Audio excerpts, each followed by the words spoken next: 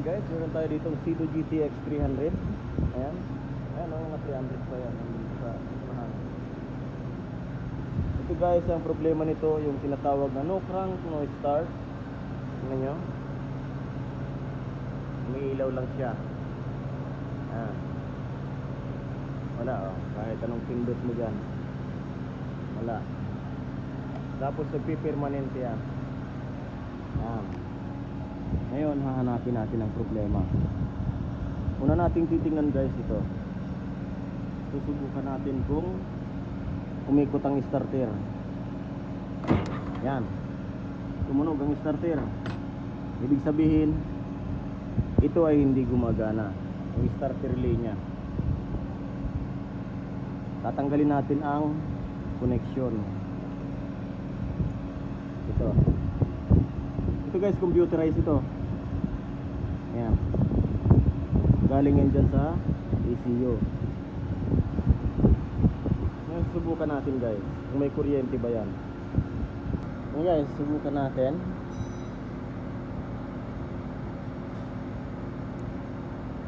Ayan, mayroon siyang positive. Ayan, nag-shutdown na yung computer nya. Subukan natin.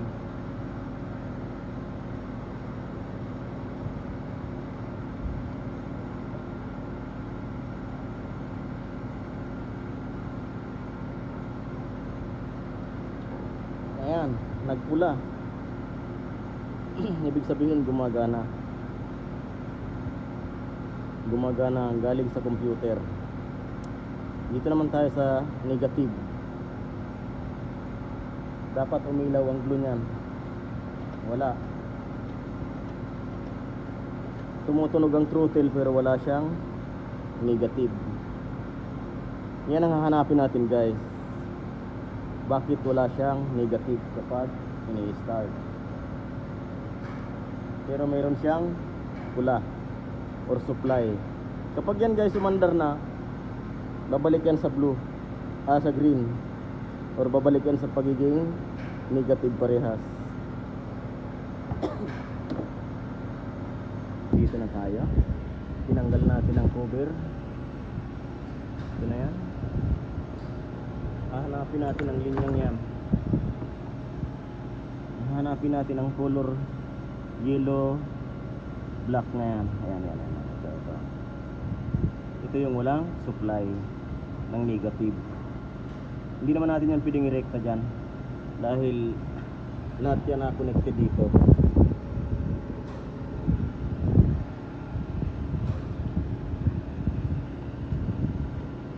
Ito naman yung ECU negative. Titingnan din natin yan guys. Baka may loose contact din dyan. Isa rin yan sa mga nagiging problema niya. Ito siya. Ito. Ayan. Ang connection na yan, nandito yan. Tapos hahanapin natin kung saan may putol. Ito may ano rin, may tama din yan. Ayan. Ito siya. Yung dalawa na yan, itong dalawang ito guys na magkasama, nandito yan. Ay, babaklasin natin siguro ang intake papunta dito. Ayan. Ito papunta sa makina. Ito naman papunta doon sa unahan hanggang sa fuse box, hanggang sa dashboard at steering. Babaklasin natin yan guys. Sandali lang. Yan, itong dalawang ito, yung positive negative na yan, nandito yan guys lahat. Kung saan natin nakita yung negative, nandun din yung positive. Tingnan nyo.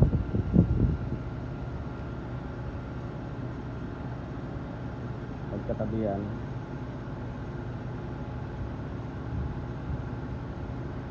Ayan.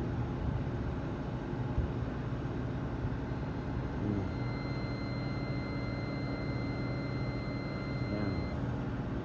Magkatabi yan guys. Ayan.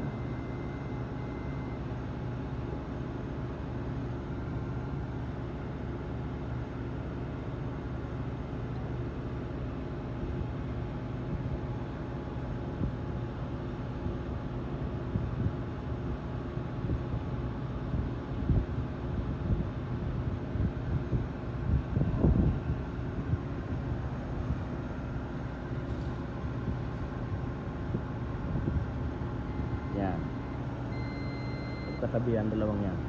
Ang ating pagsusuri, ini-scan natin doon sa ating laptop na ginagamit.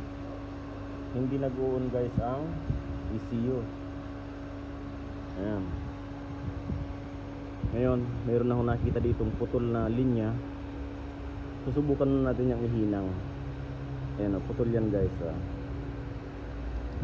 Ayan, putol siya. Ayan. Susubukan natin. Pero malamang hindi pa rin yan dyan. Pero bahala na, makikita lang natin yan. Bago natin husgan ng ECU, hanapin muna natin sa wire. Pag wala talaga, dito na tayo pupunta. Yan, hinangan din natin guys. Susubukan natin kung mai-scan na ba natin siya. Hindi kasi nai-scan eh, kaya hindi natin alam kung anong pinaka-trouble niya ba talaga. Pag binaklas natin dito tapos wala dito, nasa wiring lang pala, yun, problema yun. Yan guys, susubukan natin. Hindi pa natin naisundot lahat dahil masikip, malaki yung pagkakahinang. Pagka nag-crank siya, puputulin natin yan, tatanggalin natin sa loob, papalitan natin ng pin pupunta doon. Subukan natin.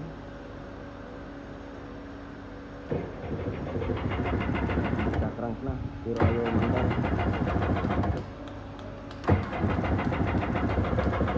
Ayaw mandar guys. I-scan natin, baka may scan na siya. I-scan natin. Dito lang pala yung yung no crank. No crank pero hindi pa rin siya nag-i-start. May na, nagka-crank na siya pero hindi pa rin siya umaandar.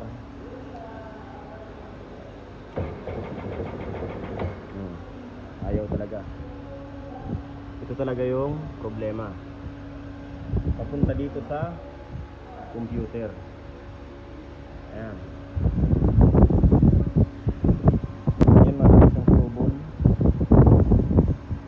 Cluster, ECM, IDR, IDRN. Tingnan natin. Scan natin siya guys. Lumalabas na ang kanyang problema. Ayan ang mga lumabas oh. Ayan. Subukan mo natin i-delete. I-erase.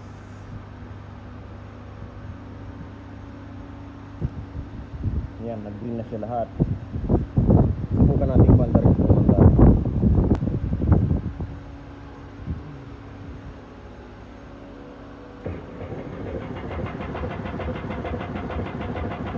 Ayaw pa rin.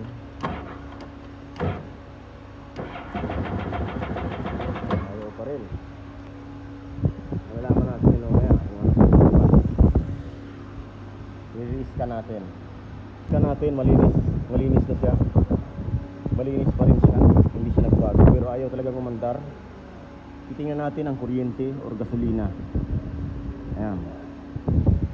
Nandiyan lang yan sa dalawang yan.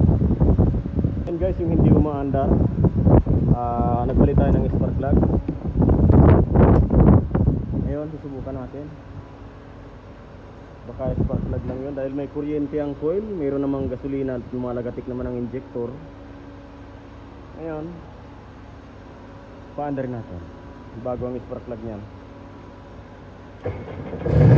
Ayan.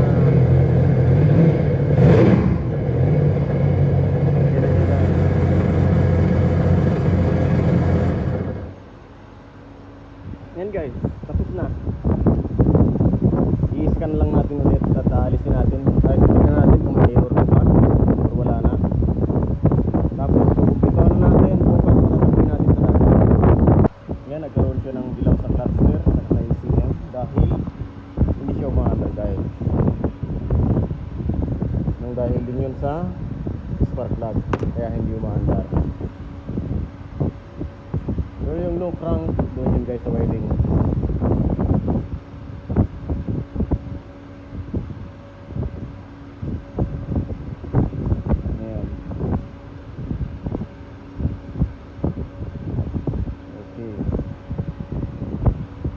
Ngayon, inis na lang natin yan dahil mirror lang yan guys.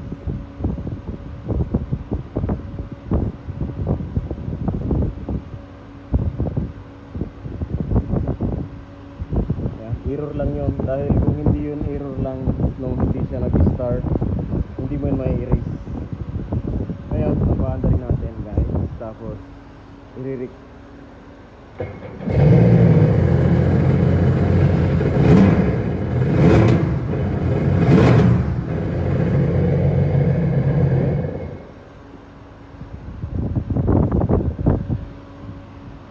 I-release ka natin ulit guys. Ayan. Okay. Medyo matagal-tagal lang talaga. Ayan, malinis talaga siya guys. Ayos na yan. Okay. Hanggang dito na lang guys ang ating video. Maraming salamat guys sa panonood. Bye bye. Charge muna natin battery. Ayan, mga GTX yan. GTX, Yamaha. Ito yung binaba natin yung makina. Ayan. Ito yung mga trabaho natin. Tapos na yung troubleshooting natin kanina. Na-no crank, no start. Nung nag-crank naman, ayaw pa rin mag-start. Dahil yun sa spark plug. Ayan. Ganda nyo ba? Laki nga. Subukan natin ulit kung naandar pa ba.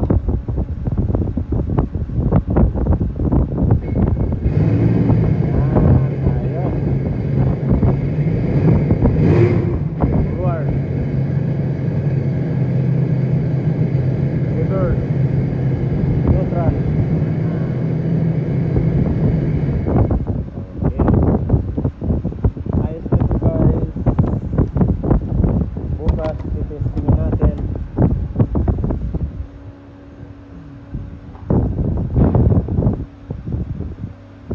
Cedo GTX. Ang ganda mga jets din yan. Yan, Cedo GTX din yan. Pupunta tayo sa gitna. Titingin tayo doon. Yan tayo mga kabayan na mimingit.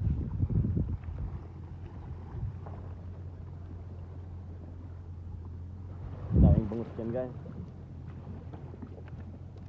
Hop!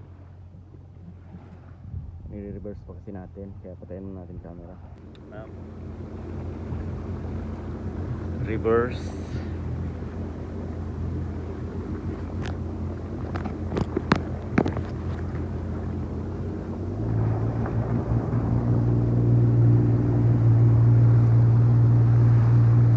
Ito na yung ginawa pala natin kahapon na troubleshooting guys. Ito na yun. Yan o, daming kabayan na may mingwit guys. Ayan na, ayan na. Ayan na.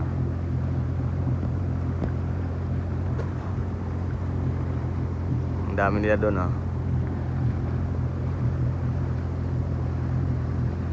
Ayan. Isturbohin natin. Huwag lang, hindi na natin isturbo. Nakakahiya naman. Ayan guys. Ito lang yung